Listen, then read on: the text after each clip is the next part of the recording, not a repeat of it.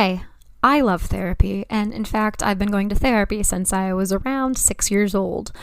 Though I talk about therapy a lot and may interview some therapists on the show on occasion, nothing that is said in this podcast should be considered a replacement for therapy. If you are struggling, I urge you to please seek guidance from a therapist because you are absolutely worth it.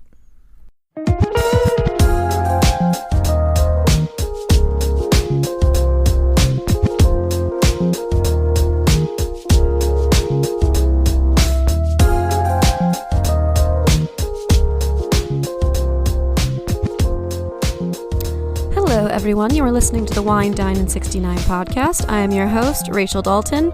Trying really hard to not talk about the weather right away because I've realized that I always seem to do that. But it kind of seems like there's you know how that's the natural thing that you talk about when you meet somebody. You're like, oh, how about those Dodgers or whatever sports team is? I don't know. It's just one of those natural things that comes up in small talk. So it feels like the natural segue from me saying hello to me word vomiting in this intro. So the weather's not great right now here. I was hoping it was going to be sunnier today.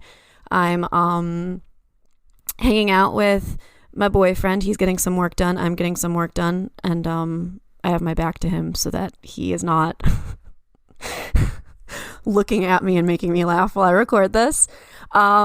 Anyway, so I have a really great episode for you today. I'm going to be talking to Marla, and we're going to be talking about rediscovering love of self after a big life event.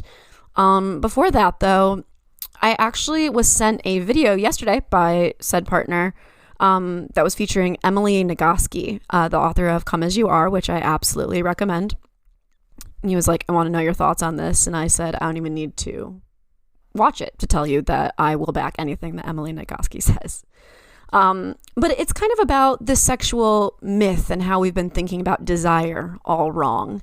And I kind of thought that that would be an interesting thing to touch on because it's something that we've talked about in interviews here and there. You know, the fact that men aren't always ready to go, that there's this idea that the female orgasm is not real.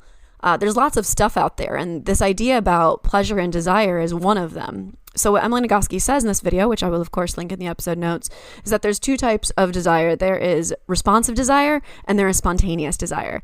Spontaneous desire is exactly how it sounds. It's spontaneous, and responsive desire also sounds like what it is. It is what it sounds like.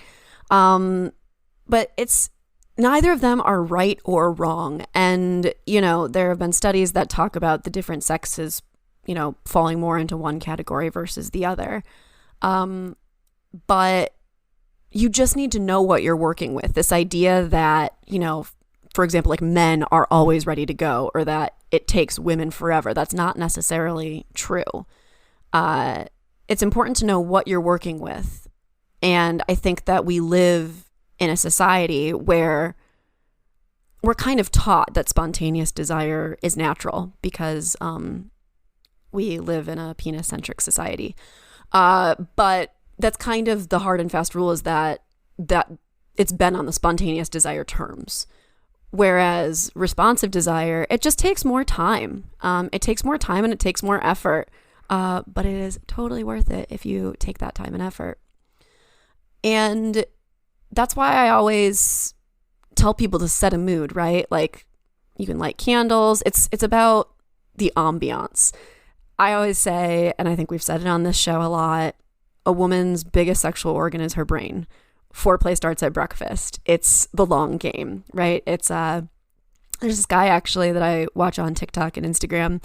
I think his name's Jimmy on relationships. And the big thing that he kind of talks about is how men can be better husbands, boyfriends, and how that will actually improve their relationship. It's kind of about the emotional load and the mental load that many women carry. I'll link that in the episode notes too. But yeah, it's kind of an interesting thing to think about. Responsive desire, spontaneous desire. Which one do you fall into? Which one does your partner fall into? How can you accommodate that? If you're a more spontaneous desire person and your partner is more responsive, how do you work with that? talk to them. I mean, talking about sex, we really need to normalize that. It's if you're old enough to be having it, you're old enough to be talking about it, as my mother says. So yeah, check out everything that I just mentioned in the episode notes, the Emily Nagoski video and Jimmy on relationships. I also was going to say, I was trying to think of what else I was going to say. I've been spending a lot of time on the sex subreddit, and I think that I'm going to have to unsubscribe to it because the internet is a beautiful place full of so much information, but it also is dark and deeply, deeply stupid. And a lot of people, I swear to God, if I see one more post about the pros of douching or men telling women how to clean their lady bits, for the love of God, it's like nails on a chalkboard whenever I see one. I mean, sex education just really is lacking, and it's a problem. But I digress. Yeah, so if you want to be enraged, go check out the sex subreddit because it will make you feel really good about yourself, but also terrified for humanity all at the same time. So make the choice. Choice is yours. With that, today I'm going to be talking to Marla. Like I mentioned, Marla was in an accident a number of years ago that left her disabled. And that was really difficult for her as she was a single parent and a very, very busy person who was a nurse practitioner on her feet, working very hard, working a lot. And after she ended up going through the accident and going through the healing process, she kind of had to reinvent herself and learn how to love herself in this new state, have a lot of grace, and just kind of redefine the terms of her life. My favorite author says this quote, which is, you don't have a right to the cards that you should have been dealt, but you do have an obligation to play the hell out of the hands that you're holding. And I try to remember that a lot. Cheryl Strayed. Hey, Tiny Beautiful Things releases today. Everybody should check that out. It's based on my favorite book. Okay, and that actually falls really well into the tone of my episode with Marla. So I'm going to cut to a quick commercial break, and then, I did want to mention too, I have notes in the episode notes, I have an event. I'm going to link to an event that Marla has coming up on April 20th. So definitely check that out as well. So now, finally, I'm going to cut to a quick commercial break, and please enjoy my conversation with Marla.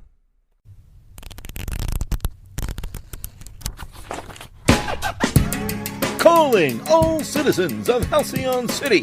The newest generation of heroes are now painting the pages of Delinquent Comics, an actual play podcast in the game world of Masks, a new generation.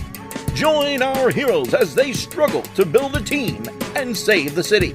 Can Titan escape the shadow of his mentor burnout? Is Soul's overwhelming power too dangerous to control? Will Muse discover her past? And how does White Knight stomach all those strange snacks? Listen to Delinquent Comics to find out at allportsopen.com, Spotify, iTunes, or wherever podcasts are found. New issues become available to all citizens every other Monday.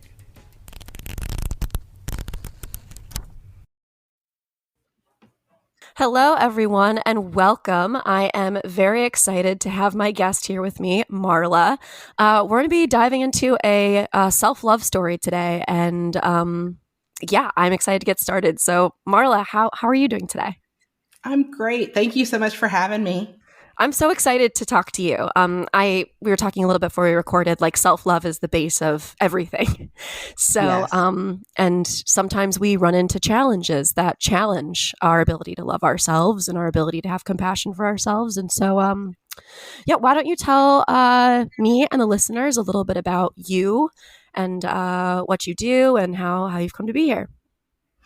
Yeah, so I am a nurse practitioner, and about 5 or 6 years ago on Memorial Day, it was a beautiful sunny day, and I was driving on 75 South. And if you've ever been to Atlanta, you know that 75 can be a nightmare. It was the middle of the day. And even though it was the middle of the day, we were in stop and go traffic on a Friday. I had taken the day off because we were moving into a new house. And I was so excited, tired of apartment living because we hadn't been in Georgia long. Okay. And so I was drinking my favorite drink, Baja Blast from Taco Bell. Ah, yes, the best. Love it. And I had just gotten my hair done, so I was looking all good. And we were in stop and go traffic. There was an 18-wheeler behind me, and he was trying to get into the left lane because it had started moving. And he did not realize that we had stopped. So he rear-ended me and caused a 4-car accident. Oh my gosh. Yeah. And on that day, I went from running around a busy oncology office to being disabled. And I mean, it just has totally changed my life. And like, did you end up in the hospital for a period of time? Like, what did that look like in the direct aftermath? No, I was able to walk away from the accident. Oh, that's It good. was, Okay. as things usually do, I was hurting a little bit. I did go, to be seen, and, they said everything looked all right. But as the course of the weekend, came, I started hurting more and more. And finally, by Monday, I was having difficulty walking. Oh no.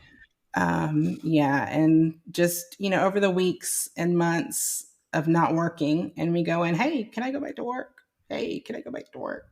And I even tried to go back to work, against doctor's advice. And I Sure. didn't even make it 2 hours before I was telling my doctor that I couldn't do it. Yeah. I tried, but I just couldn't do it. So, I've had numerous pain management procedures. I have a stimulator in my back that tricks my brain into thinking that we're not in pain. Oh gosh. Um, yeah. And, I continue to take medications. So, yeah, that's what we do. Yeah. It's wild how one moment can change everything, right? Just Yes, it's a complete turning point. Now, it sounds like you weren't in the car alone, correct? I was in the car alone, You thankfully. were. Okay. Yeah. My son was at daycare. Okay. No, that's small blessings. Well, I guess I'm wondering, what was your mood like in those initial, like, how did that realization set in that things had to change and that you weren't going to be able to go on as you had? Um, just, I guess, I, emotionally and mentally, like, what was that like? I was hopeless and I felt helpless. I was depressed and I felt worthless, right? I'm a single mom, was a single mom then, and, the sole, breadwinner. It's me and Mm-hmm. my son, and my mom had come to help because, I had to take call at night. So, she would help Right. me. But, I was mostly responsible for the household. And so, taking away that income was, devastating. I mean, thankfully I had, you know, disability insurance, but, going from, making 6 figures to going to 70% of your income Right. is, is devastating. And then, what they don't tell you when you're signing up for disability income is that it's not going to come immediately, right? Right. Um, and then you have to, fill out forms, and then you have to wait for it to be approved, you know, and you're like, why are you approving anything when my doctor is the one saying I can't work? Why Yeah. does it have to go through some kind of review through you, to decide whether or not you're going to pay my claim? Like, I've paid into you for how many years? Yeah, that's a great point. That didn't even occur to me, but that's, yes, it's your money because you've given it to them already. Exactly. Like, Exactly. so how long did that take for you to start seeing the funds show up? Um, Man, I know that it was weeks. It was too long. I don't even remember at this point because it was, like I said, it was years ago. But it was a real hardship. I mean, to the point that we got behind on the mortgage. Mm-hmm. To the point that there was a police officer that came to knock on the door, and because one of my creditors had filed suit against me. And I can clearly remember that day. I was so embarrassed because I Yeah. went from always paying my bills, from having a 750 800 credit score, to having a police officer knock on my door and deliver papers to me. And, my son started running, toward the door when, the police officer did. And I was mortified, even though he was only like 3 and didn't understand, I was still mortified. Nobody wants, their child to know. And I mean, I know he didn't know, Right, right. that it was about, a debt. But just the fact that a police officer had come to our house, for me was just a lot. It was a lot. It makes something that you see, like, when you're driving on the road or on TV, it makes it really personal when it's at your door. Right. So I can Right. completely understand that. Well, how was that? I mean, how was parenting in the direct aftermath of that? Like, I can't Um, even I, imagine juggling all of that. I mean, I checked out for a while. I Mm-hmm. did. My mom and my dad and my stepmom lived here at the time as well. They lived about 45 minutes away. So my mom and my dad and stepmom basically parented for, a while. And then I also had a friend who helped. But I just wasn't there because, that was another thing I mourned. Not only was I mourning my career, I was mourning the parent that I thought that I was going to be.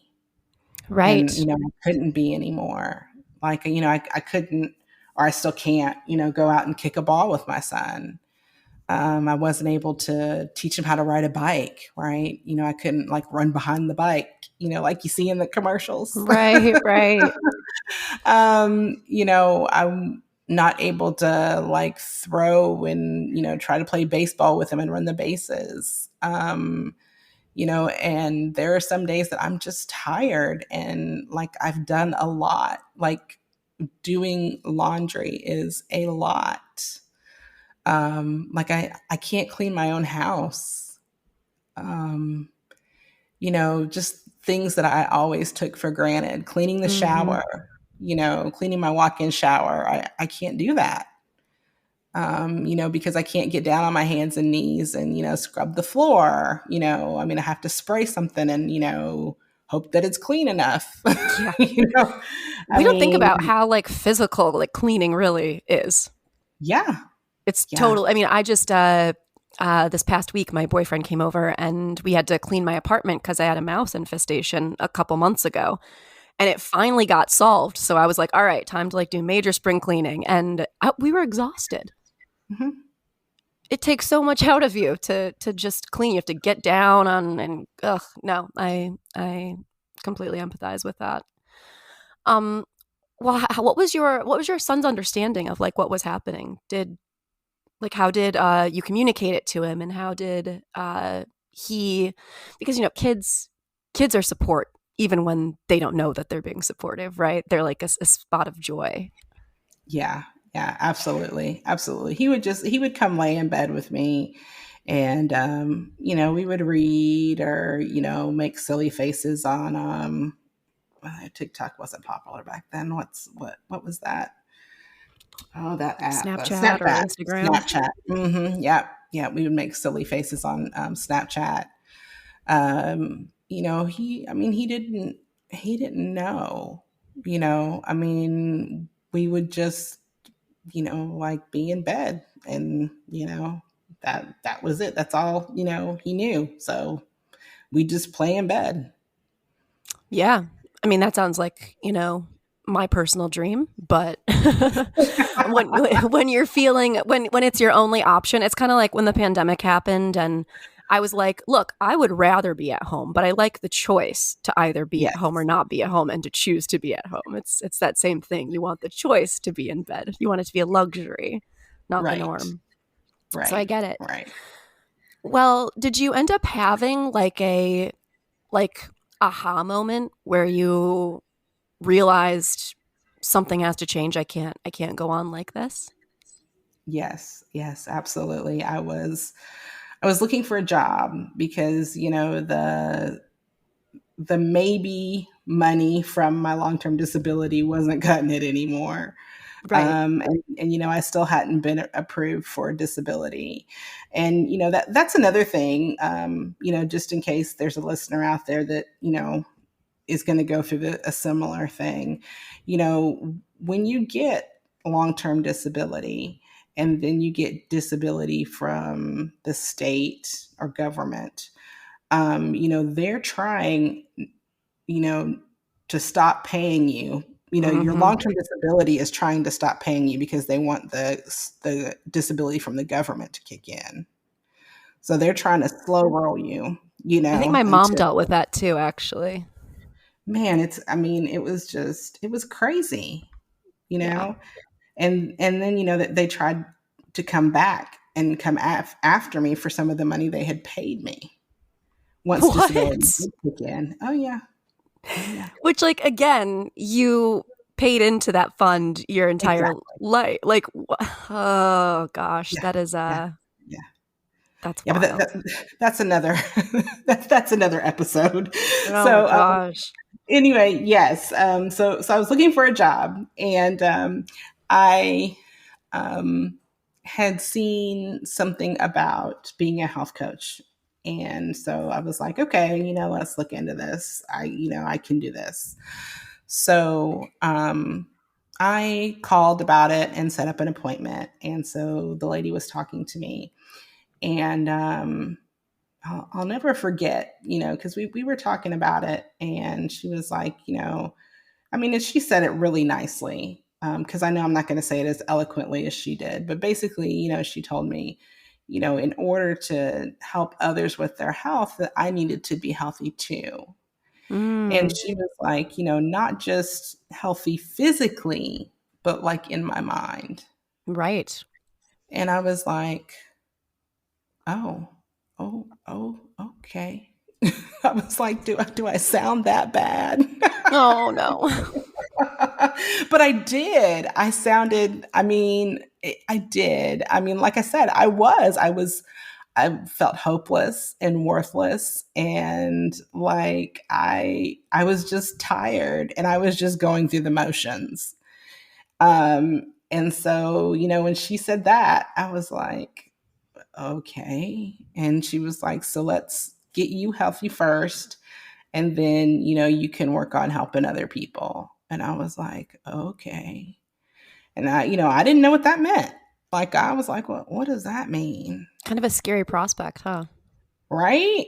Right. Mm-hmm. So I was like, okay, I guess I could stand to lose a couple pounds. Cause at that point, that's what I thought that meant. I thought she meant lose some weight. So I Yeah, was which like, like was is just a small part of healthy, and she probably actually was more geared towards exactly. the mental part of it, right? Exactly. So I Yeah. was like, oh, she wants me to lose some weight. Okay. I was like, yeah, I just lay here. I could lose some weight. So, I, started working on getting myself healthy, and I started losing weight. And as I did that, then I started feeling better. And then, of course, with that program, you also do the head work.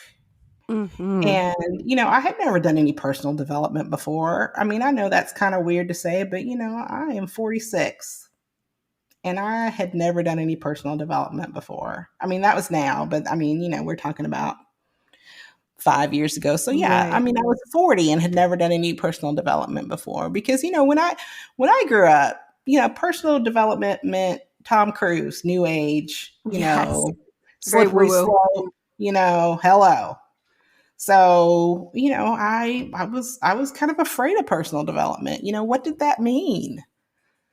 So, when I started, doing this, I was like, oh, okay, personal development is not scary. It's necessary. Like, And it's it's not hard. Scientology, right? It's Hmm. hard. And so it was so necessary. It's hard and it was so necessary. And I am so thankful that I had that conversation with Lori, and that I did the head work and that she helped me work through all that. And as a result, I did end up losing weight, and it was great. And, somewhere in there, when I started losing weight and was working, doing the head work, a thought came to me, and it was, look, you can either lay here and let the pain control you, or you can get up and you can control the pain. So, like, what are you going to do? Yeah. There are two options, and one has you taking control, and the other one is more passive. And Yeah. it's your choice, right? Yeah. So, got up and quit letting other people parent my son. And, took a more active role and was like, I can't just be here. Yeah, it hurts, but I can't just be here. Yeah. And what did that process look like on a day-to-day basis? I mean, you weren't going to work as a nurse practitioner, so what did you do day to day to find some semblance of routine or habit to get you into that place to start making improvements? Well, at that point, I was doing health coaching. So I was working, on my health coaching business. So a lot of that was going to trainings. Okay. So, I was reading my book and I was going to, listening to motivational stuff. I was going to trainings and I had community. And, that community really, really, really helped. And then, I got to the point where, I was taking Sean to school. Sean's my son. Yes. Okay. So, I was taking him, to and from school. And because for a long time after the accident, I didn't drive. Not only because, it hurt too much, but also, I just didn't trust myself, with the meds, psychologically, because, I was scared because of the Completely 18-wheeler traumatizing. situation. Yeah. Yeah. But finally it came to a point that I had to drive. I had to. So yeah, I'd take him to school, and what else would I do? I don't know. I'd also just kind of lay around. I definitely watched less TV though during that time. That's good. So yeah, yeah, I can see that just changing patterns. It really can make yeah, a difference. It's so hard to do. It takes so much motivation and discipline that I only have certain days of the week, apparently. But it really can make a difference when you start to make those small changes. You do start to feel it in a bigger way. yeah. Well, I guess I'm wondering. So you worked as a nurse practitioner for a very long time before the accident. How did your previous work as a nurse practitioner, impact your process of healing and coming back to yourself? Man, um, you know, going from nurse practitioner to patient has sucked. That's just the best way I can say it. I bet. But it also has really opened my eyes. You hear the statistics about how women are treated in medicine, and like about how their pain is Yes. not taken as seriously, and especially like women of color. And Hmm. but when you're a provider, you're like, oh, that's not me, or you're like, okay, that statistics but that's not happening here, or, Right. any variety of things. But when you're a patient and it's happening to you, like, it's a whole different ball game, right? You're Totally. like, kind of like, we were talking about with the policeman at the door, right? It's no longer the movie, it's happening to Exactly. you. And so it's just kind of been surreal. But the positive thing is that it sparked a desire for advocacy in me, because I don't want to be super negative with this, because I don't think that some healthcare providers try to quote unquote get away with things, on purpose. I think that they're just used to being, I think a lot of healthcare providers have a type A personality, right? Totally. Yep. And so, they're just used to telling you what to do and then going about your day, going to the next person, telling them what to do and going about their day. Right. And they kind of forget about the fact that, like, you have options. You're not just like I don't know, you're a person, like, Right. not just a being, that somebody needs to figure out this puzzle for. You're a person. The whole person needs to be treated. So, they need to be more focused on the whole person instead of just the puzzle that needs to be figured Mm-hmm. out. And in Absolutely. that, you know, care needs to be more personalized instead of, just, okay, a checklist, right? Yeah. And so, I mean, I've experienced that, a doctor coming in and going, okay, we're going to do this, and this, and this, and this, and then goodbye. And I'm like, what? Like, Walk me hello? through that slower, please. Right. Like, I know I'm in healthcare, but do you know that? Like, do you know that, I'm not just, the average patient that doesn't know what in the world you just talked about? That's true. That's true. Right? Like you said, like, talk me through it, explain it Mhm. to me. Like, do I even have an option?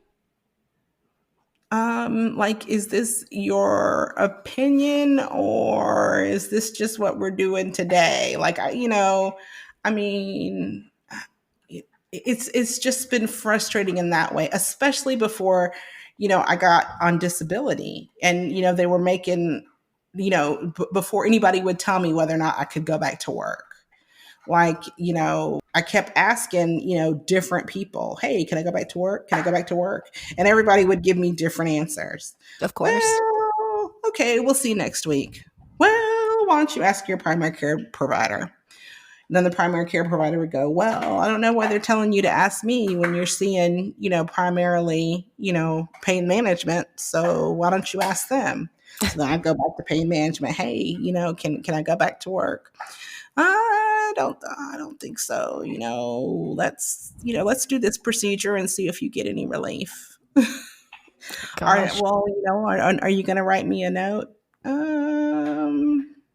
Okay. I mean, it's just, you're just going around circles and circles and circles and circles and circles and circles. And, it's just like, no, like, somebody has to take responsibility for you, Yes. because Yep. there is no so-called disability doctors out there. That's true. And, Yeah. and like, nobody wants to touch you and be responsible when you're on disability. Yeah. All fair points. Yeah. Yeah, and I'm sure that your mom, that a lot of this, since I think you mentioned that your mom's on Hmm. disability, Yeah, and she it's is. just so frustrating. But back to your question. But yeah, so one of my passion projects that I'm currently working on, in addition to my continuing education business, is that I really want to start an advocacy business, you know just so people have somebody to ask, hey, is there another way? Hey, is there another option? Or like, hey, my doctor prescribed me a medication that costs $200. Like, Mm, do I have to miss a meal this month right. to take it? I mean, because that's real. That's very real. That's real. Or is there an alternative? I mean, because the average Joe does not know that these medications that cost a lot of money sometimes have patient assistance. Right. Right. You There know, are lots of tools, and your doctors generally don't consider those things. They're just like, well, right. this is the medicine. So, like, that's on your insurance to figure out. And then you're at the pharmacy and they tell you that what something costs. And it's the first you're hearing of it. Exactly. Exactly. And that's because they're not thinking of personal care. They're Right. thinking of the checklist. Right. And like I said, I really don't mean that to be negative. I really don't. Because, I mean, there's lots of flaws in the healthcare system, one of them being insurance and, how much insurance has their hands in healthcare. Ugh, yeah. And, that would be another episode too. So, but, I'm just saying, something has to change. And I want to be part of the change. I want to help people understand that they do at least have a choice and they have somebody, to ask if they have a choice. Instead of being like, well, I don't know, Dr. X has been my doctor for 6 years. And so I trust him. And so we'll just do whatever he says to do. Well, Dr. X may not know the latest and greatest, and maybe you need to get a second opinion. Lots of people don't go get a second opinion. I Right. mean, Right. it's okay to get a second opinion. You're not going to hurt Dr. X's feelings or his pocket. No. Dr. X is going to be just fine. He'll be just fine. So, It is funny that you mentioned, the bedside manner and how that can lack sometimes in some professionals. There are some doctors out there who doctors are humans too, right? Like, so there are going to be doctors who are able to look at things in that way, and there are going to be people who are focused more on the checklist and people who, are able to look holistically at an individual. But it's interesting because I've found in my past that I actually prefer when my primary physician is a nurse practitioner. Because in general, I find that the bedside manner is much better. mhm. And I wasn't sure like why that was. But it's just something that I found that I'm like, oh, I really, really like working with nurse practitioners. And that bit about the pain too. I mean, you were saying there's all of these studies out there. I was just talking with my therapist yesterday about how, like, I've been thinking about like my contraception options, right? And Mhm. the IUD, there are so many articles out there about the pain that women go through with the insertion of an IUD, but doctors don't really take it seriously. They're just like, oh, just like take a couple of Tylenol, you'll be fine. Yeah. And Yeah. just the fact that, like you said that, I was like, oh my gosh, I was just talking about this yesterday, that there's like this lack or this wall of being able to say, okay, well, even if you as a doctor think that maybe they just need Tylenol, maybe this person who's been living in their body for, in my case, 33 years, maybe she has a sense of what her pain tolerance is and what she can handle and what she can't. And she knows this about herself. And so she's asking for this because she knows herself. Exactly. This idea that like doctors understand a human body, but individuals understand their personal bodies. They've been living in them for their entire lives. Absolutely. Absolutely. Absolutely. And that's got to count for something. Yeah. Yeah, I mean, that's the thing. Like, just because I don't have a medical degree doesn't mean that I don't understand how my body reacts to medications and all of that. So it would be easier, right? And every time that like you have a job, you may enter the job because you want to do real good in the world. Like I imagine many doctors do enter the field. But, it becomes monotonous. It becomes your day to day. It's a job, and sometimes I think that gets lost in every field, not just in the medical field, but interesting. Well, In terms of your self-love practice, did your past as a nurse practitioner play into that at all? Um, I don't think so. No? I mean, like I said, I really had to mourn my career because, you know, my worth as a person was so tied to being a nurse, because I was one of the few that always knew I wanted to be a nurse. Mm. My mom asked me when I was, a little girl, a 5 or something, what do you want to be? I want to be a nurse. So that was so tied to my identity as a person that when it was taken away, it was so I didn't know who I was anymore. I Yeah. mean, yeah, I was a mom, but other than being a mom, like who was I? I just I didn't know. And I tried to do a lot of things to find out. Like I mean, I knew that I still wanted to help people, because I've always wanted to help people. Right. So I tried like, the MLMs, like, I tried selling clothes. I was like, well, that still helps people. No, that didn't work for me. So like, tried selling books. That still helps people. No, that didn't work for me. I just it just didn't work. And then I ended up like with my continuing education company, it's still tied to being a nurse. And then the other my passion project, like being a patient advocate, that's still tied to being a Yeah. nurse. Well, it sounds like that's something you've known about yourself your entire life. It would make sense that everything that you're doing, outside of that is also tied to that. Yeah. Yeah. Interesting. Well, how would you say that you're a different person now, like internally, than you were before the accident? How have you changed? Oh man, I was angry. Um, Mm. Man, there were a lot of things that happened before the accident. Um, and yeah, I was angry. And I had some unresolved feelings about some things that I just hadn't gotten over that I thought Sure. that I had resolved. God, I'm And familiar with that. yeah, I thought, I was like, yeah, fix that. No, no, I didn't. So yeah, I was angry and yeah, I was a little sad, but I mean, I was functioning, right? I was going to work every day. I was having fun with my patients and, coming home and having fun with my son. I was also tired. Um, I felt a little defeated at work. Um, yeah, I did feel a little defeated at work, but I mean, other than that, I mean, I was okay, but I wasn't as optimistic as I am now, for sure. For Hmm. sure.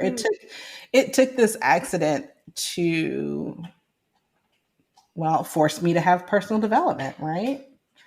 So, I had to stop and I had to work on myself and really look at things. I am a sensitive person. And usually when I get mad, I cry. I cry at the drop Hmm. of a hat. And since the accident, it's more well controlled. Yeah, that's proper English. More well Yeah, controlled. you got it. Yeah. So, and again, that's from personal development. Um, you know, yeah, because before, in actually anything, mad, sad, anything, I would just start crying because I didn't know how to communicate how I was feeling. Right, right. And I felt like nobody wanted to hear how I was feeling anyway. So I'll just shut down and I'll cry. Mm. And the anger piece, I didn't even know I was angry. until I went to a therapist, after the accident.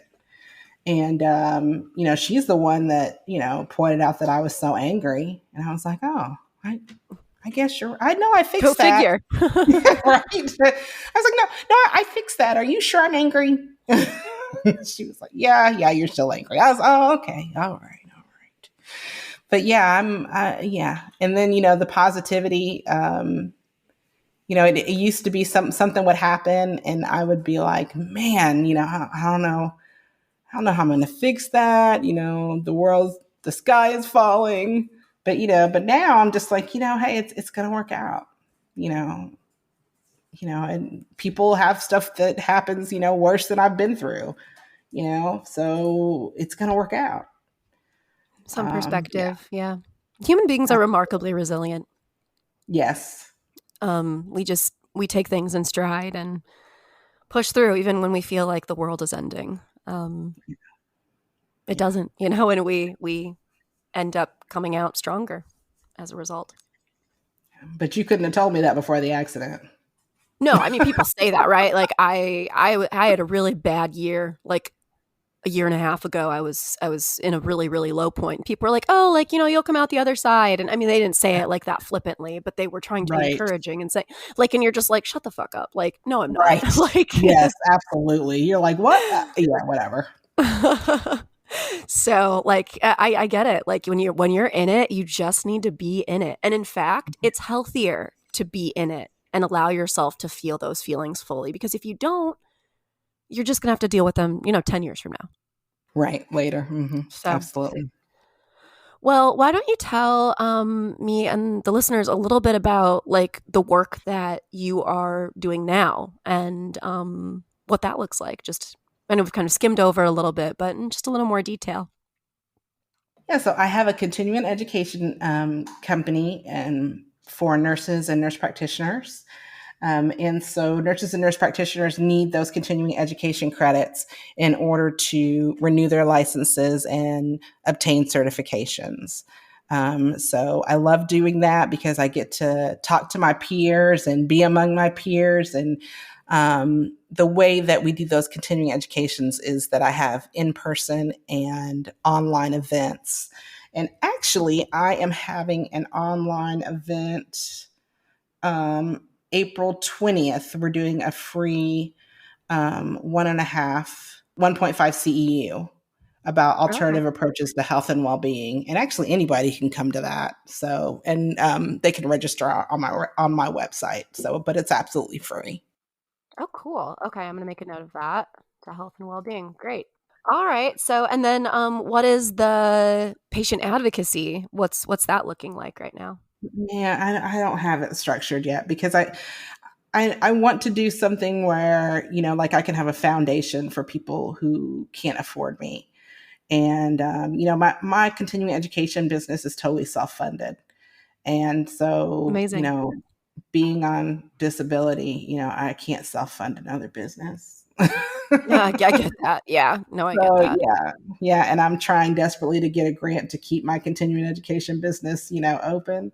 Mm-hmm. So, I need some funding in order to do the advocacy business and, and see where it goes. But that's really where my heart is to do something with that. Cause there's really nothing like that out there. There are some advocacy businesses, but they target certain disease processes. Like there's kidney advocacy and, certain things, there might be individuals that like will help you through like the entire process, but nobody that like you can really call and like just talk to. Right. So, right. I don't know. Just that's important work. Yeah, it'll happen because it's been on my heart for like 3 years. So yeah, no, that's not going away anytime soon. You can't let go of that. Yeah, no. Well, Marla, what advice would you give for somebody who has gone through a tumultuous event like you did? I mean, what you experienced was like trauma. It was trauma. What advice would you give for somebody who, had this life, they had this idea about the person that they were and the life that they were going to have, and then something happened that made them have to reevaluate everything? I would say to give yourself some grace. You know, healing and acceptance does not come overnight for something like that. It Mm-hmm. it takes time, and then to go through the grief stages, you know, you go back and forth and up and down, all around, and it's okay. It's really okay. The other thing that I would tell somebody is people mean well. Your family mean well. Other people, outside people mean well. Um, but you know, ask for what you need. Um, and you know, nobody really knows how to help you. Some people feel really helpless in the situation. So, you know, don't be afraid to ask for help. And you know, just know that, you know, people are just doing the best that they can, and you know, aren't mind readers. Yeah, I So think that's a good point too. Give yourself grace and also give grace to others. there's, yeah, I mean, that, you know, asking for help is really hard for me. That's a, you know, that's Mm-hmm. another hard thing for type A's. But you know, just, you know, we got to do it. We got to act, like you said, not mind readers. Yep. Yep. We can't judge people as mind readers either. So No. Yeah, we're all just trying to do the best that we can at the end of the day. exactly, exactly, exactly. Well, Marla, where can people find you if they want to, learn more about you, learn more about your business? Yeah, this is your time to kind of just promote yourself. Yeah. So my website is educatrixseminars.com. So it's EDUCATRIX as an X-ray. Okay. Seminars with an S on the end.com. And then I'm on all platforms except for TikTok at Educatrix. A as in Apple, P as in Paul, S as in Sam. And then TikTok is Educatrix Seminars. So come check me out.